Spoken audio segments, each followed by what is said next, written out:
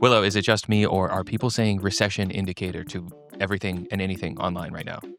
I think it has definitely turned into more of a colloquialism for sure. Okay, somebody commented recession indicator on my review of the $10 folded potato chips, and I thought that has to be the opposite of what that is supposed to mean, right? Yeah, I don't know if I'm missing something, but I don't understand that one at all. There is one that I've been hearing from economists and people who report on this sort of stuff, and that is hamburger helper sales are just like skyrocketing. And I think that is the strongest, like unironic, non joking recession indicator that I've heard so far. Yeah, I mean, I think that's something like hamburger helper or like ramen noodles or something like that is definitely the hallmark of like a struggle meal, which I think would be the biggest recession indicator in terms of food. I guess the question is like, how much is that correlation versus causation? Because I've been finding myself going to discount restaurants more frequently than ever. And maybe that's just because I have a 2-year-old now who like eats full on meals. But like yesterday we went to, it's a restaurant. It's called Twin Peaks, which I didn't know was a double entendre. And $5 to $6 kids meals. I'm like, this is great. $6.50 local craft beer in a 22-ounce glass that's icy on top. It was fantastic. Are you telling me that you went not knowing that it was a restaurant and you took your wife and child there? We Bree was willing to go. She left saying, "I will be back." I don't think it was as in your face as we expected. It was very much like ski lodge themed more than anything else. I think Okay, less like neon orange Hooters kind of Yeah, I think if you situation. sat at the bar, they definitely tucked us into a corner in a booth, probably because we have a baby with a stroller, but we didn't get a whole lot of like in your face action. The most we got was the baby is really saying man and woman a lot, so he's yanking his head around going, hi woman, and that's the most he got out of it. Well, that's pretty tame. For that experience, I think that's the best you could ask for. They have a dish called Billionaire's Bacon that's just a plate of several strips of bacon with like melted sugar and spices on top. So that's the kind of high class dining that we're talking about. Oh, interesting. But it's like, this is not a place that I'm going to because I'm struggling. I just feel like there's a certain vibe to eating a cheap meal where it's like, wow, I'm king of the world. And I don't know if maybe people are getting the same feeling out of Hamburger Helper where it's just like, hey, this $5 hunk of beef has really stretched out. I struggle to understand the comparison there just because I do think of something like Hamburger Helper, where it is basically being used to like stretch a pound of meat. I find it hard to compare that to going out to eat in any capacity. I think if you're going out to eat, it's not a struggle meal. I think that is a fair assertion. And also, I've never had Hamburger Helper, so I don't really understand what the point of it is to begin with. I've never had it either, and I think that's probably a good thing. Two out of touch coastal elites at it again. What's in the news? Chick-fil-A is launching Daybright, a standalone beverage concept with its first location slated to open this fall in Atlanta, offering a variety of customizable beverages as well as food. But the menu will have zero overlap with Chick-fil-A. It could just be that I have this special kind of like brain worm mind poison where I have to make connections between everything, but the standalone beverage spin-off business feels very much like fast food version of achieving AGI. The like I don't even know, artificial general intelligence, is that what it stands for? Like the sentient AI, yeah. Like you funnel a bunch of cash through CapEx and then you try to get there before somebody else does. That's like the AI move right now. And it seems like that's also the fast food standalone beverage restaurant move right now. And so I imagine the margins have to be huge if you're just trying to get there before somebody else figures it out. Yeah, and I would think that the margins on liquid items in general would be pretty satisfying for a business. I gotta say though, after seeing all of the Cosmix locations close down this year, a story that we touched on previously, I do find it surprising to see another sort of big name fast food restaurant open a standalone drink concept. But at the same time, we are seeing like peak beverage right now with all of the variations of like a swig type business popping up or people trying to do those own sort of things at home. Yeah, it's all going to come down to what your actual offerings are. And especially when I think of Cosmix, like none of these that I've heard of even remotely make me want to go there, except for when we talked about Luckin Coffee and doing like a blood orange latte or something like that. But, the same can be said about AI tools when I make this connection even stronger. I haven't had any AI tool work for me in a way where I'm just like, yes, I'm going to keep using this tool. So I personally have no interest, but maybe one day an undeniable force will show up and win us all over, whether it's an AI tool or a beverage company by Chick-fil-A or McDonald's or somebody else. I will say something that I think they may have going for them with this, that McDonald's didn't, is that, they are not tethering themselves specifically to the Chick-fil-A brand. Like, the Cosmics was so, like, overlapping with McDonald's branding that it kind of just felt like an extension of McDonald's where you're like, "Oh, great. Do I wanna go to a different location to get crappy McDonald's coffee?" That doesn't really sound that appealing.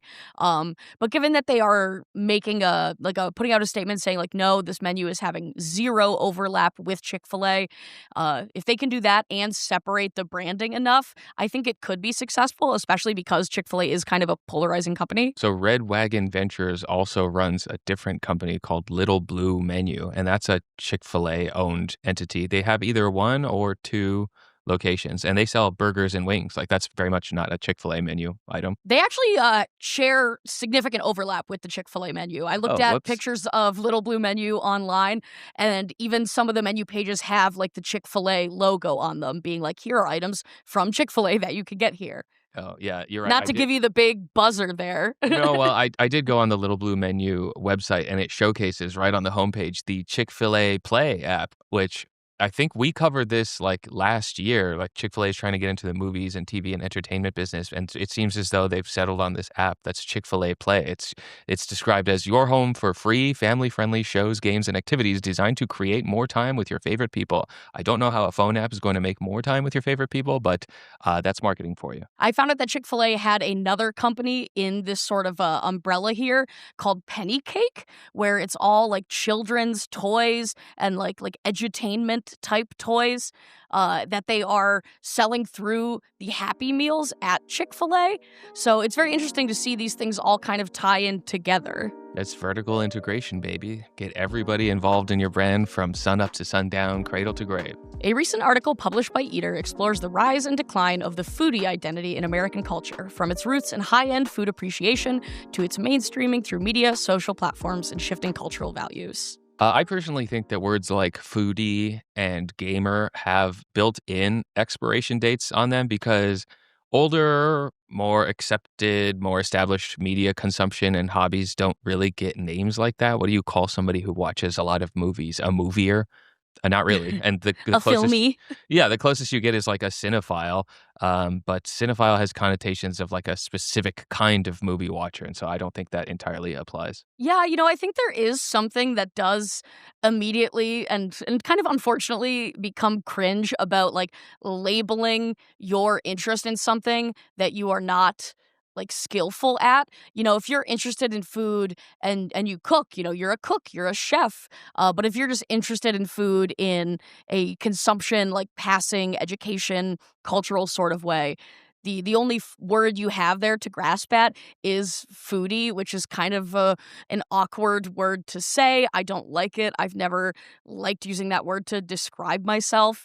Like if you take a look at my Instagram bio, it says like unfunny food person because I don't want to identify myself as like a foodie because to me that has this connotation of like I'm eating white truffle and uni and wagyu beef and all these other things, and it's not really the way that I interact with that world. That's pretty funny because if you ask me to describe a foodie today, it would be somebody who makes reels and TikToks starting with the phrase "come with me" too. But I don't use the phrase influencer or what else, creator. I really hate creator. I don't think I'd ever call myself one of those. But I just find ways to say like I post videos online. I think that there's just certain words that we try to stay away from because they make us feel a little bit yucky. And so I've never felt very strongly about foodie, but influencer to me is a big one, and so is creator. That's funny. I feel like creator is maybe the least abrasive word out of all of those. Really, But the word that you yeah. use for God? Oh, okay. Um, but on the subject of that, in terms of the "come with me" being the sort of de facto, food influencer thing, the name that immediately popped into my head reading this article was our friend of the show, I guess, Keith Lee, who has come up time and time again anytime that we talk about, food culture on TikTok and social media. And it's very interesting how, the word like foodie, say like 30 something years ago was, somebody that liked white truffle and sun-dried tomatoes and things like that, that, were maybe not accessible to everyone in all parts of America at the time. And now to be a foodie, all you have to do is show yourself, like, sucking sauce off your fingers in your car. Yeah, foodies eat in the car. Everybody knows that. I don't think any vertical or any hobby or any category of media or consumption is safe from being influencerized, much less one as big and popular as food.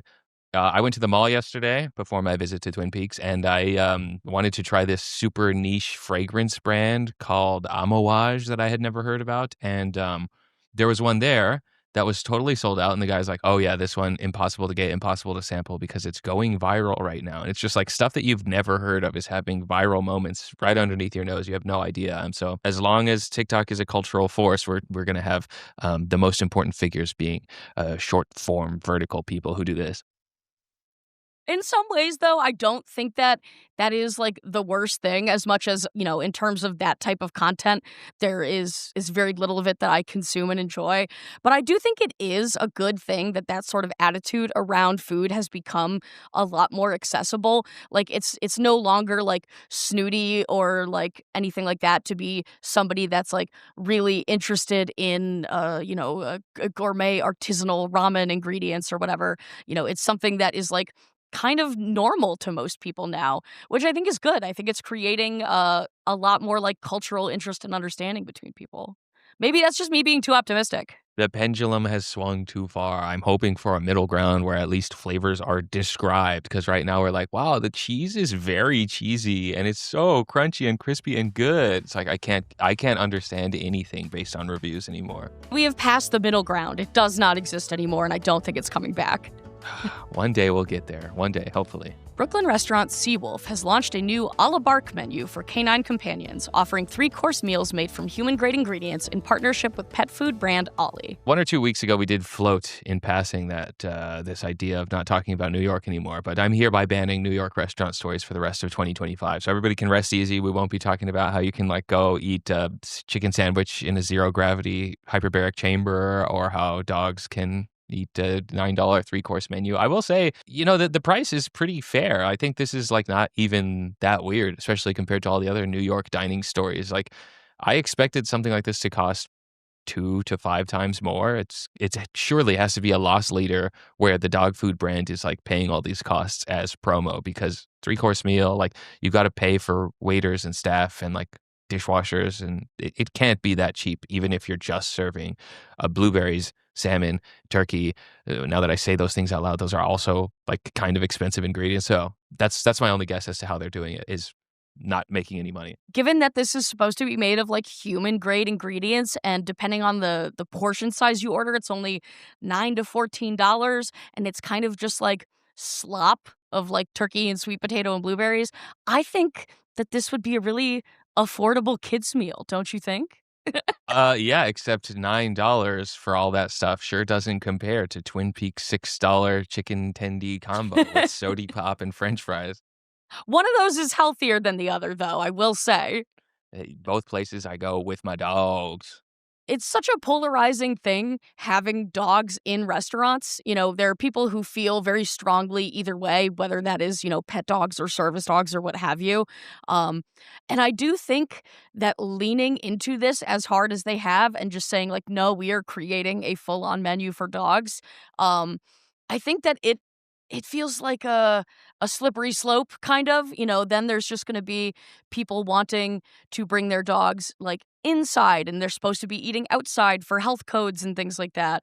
And I love dogs, but I don't think I want this kind of thing being fully integrated in a restaurant that I like to go to. I would personally not go to something like this. Just I get nervous enough at dog parks where they're just running around and everybody's watching them. But it would be even more difficult to go to a place where all the dogs are actively smelling and guarding and consuming food everywhere, presumably around their owners who are maybe more parental figures than trainer figures, the type of people who would bring their dog to this. So I would be really nervous and on edge the entire time, and that's not my idea of a good time at a restaurant. Yeah, my first thought here was also oh, gee, I've definitely met some dogs that were kind of food aggressive or at the very least, territory and not so friendly about it.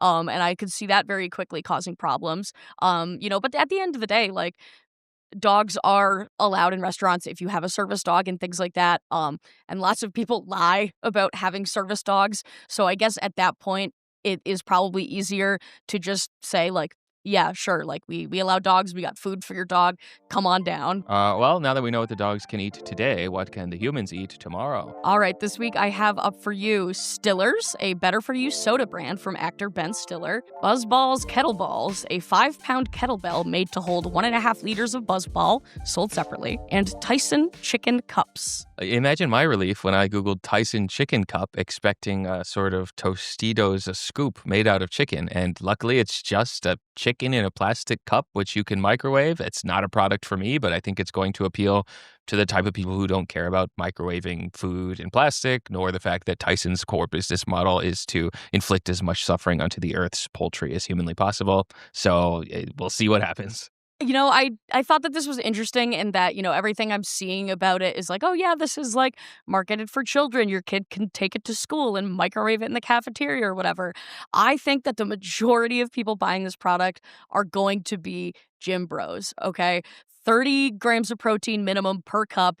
Dudes are going to be horking back these things cold in lieu of protein shakes at the gym, and your local Planet Fitness is going to start to smell like cold chicken. Well, they do have the sort of like grilled chicken with better macros, but I think the dino nuggets are going to be distinctly given to kids, especially because the type of adult who probably wants to eat Tyson dino nuggets wants 5 times as many as come in one small cup. But it's not portable. You can't take it to the gym. You can fit it in your cup holder on the treadmill and just pop them back. Dino nugget eaters are not leaving the house, I'm afraid to say, as one of them. I know the Kettleballs product is supposed to be wild, but I thought the original Buzzballs were and still are very wild to me. I can't believe this is a successful product. Everything about it is worse. People just know that it tastes worse, sort of like the same as like a Cutwater or a Beat Box, except it takes up more plastic and it's less efficient to ship because it's in a plastic sphere. Like everything about it is worse, and yet it's a successful product. So what do I know? Obviously, it's something that's meant to be ridiculous so that people can post themselves, and somebody's going to do a overhead press where they drink it afterwards or while they're pressing it up. And it's like, this is enough free marketing to warrant the production of such a ridiculous product. And that's the world we're living in now, and I accept it. Yeah, this one definitely made me feel old. In like trying to like Google some stuff about it, I found multiple articles saying that Buzzballs were the drink of the summer, and that goes right over my head. I can't imagine enjoying them in that capacity or at all, really. Let alone 1.5 liters of them. I think that I guess that this is made for college kids who want to post funny party pictures on social media. Like a big novelty bong, but in buzzball form. Yeah, kind of. It's two items that I really never saw intersecting, and I was kind of just like, who is this for? But it's not for anybody. It's for Instagram. What's funny is that the only one of these products that's like mildly self-aware and kind of ashamed of itself is the Stiller's soda, where they're like, listen, I know you're tired of like celebrity products that have nothing to do with the celebrity, but it's the one that makes the most normal business sense. Like in the same way that Chick-fil-A wants to diversify their portfolio to maybe offer standalone drinks or whatever in case fried chicken goes out of vogue or Chick-fil-A suffers more cultural difficulties.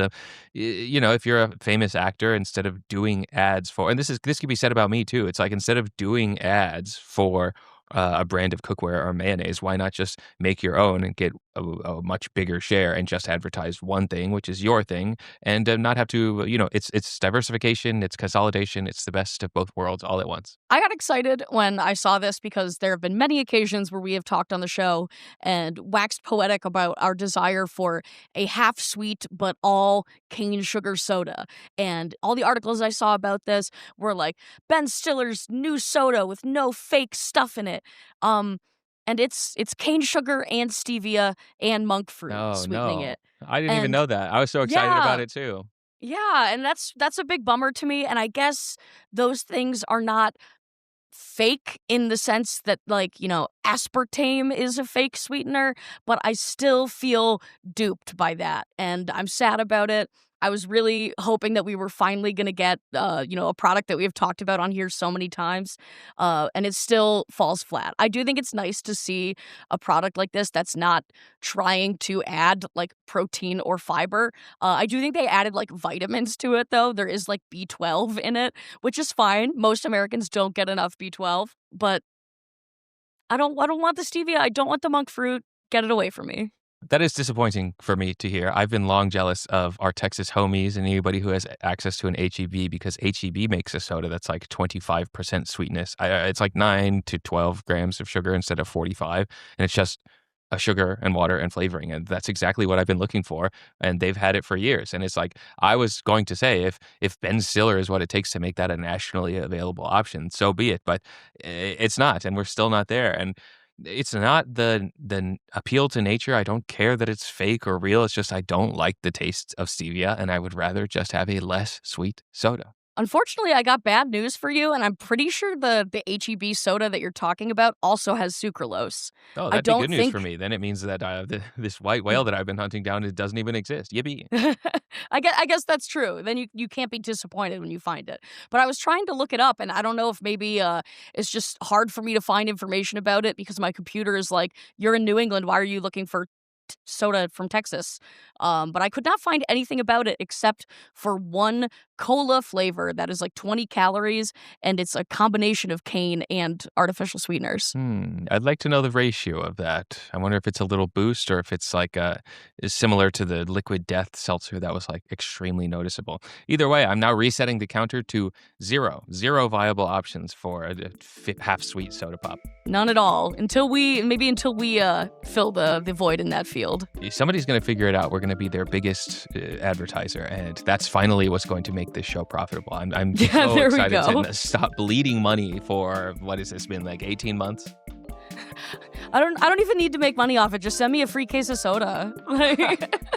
And now, did you say case of soda or queso soda? Because we all know how you feel about cheese. No.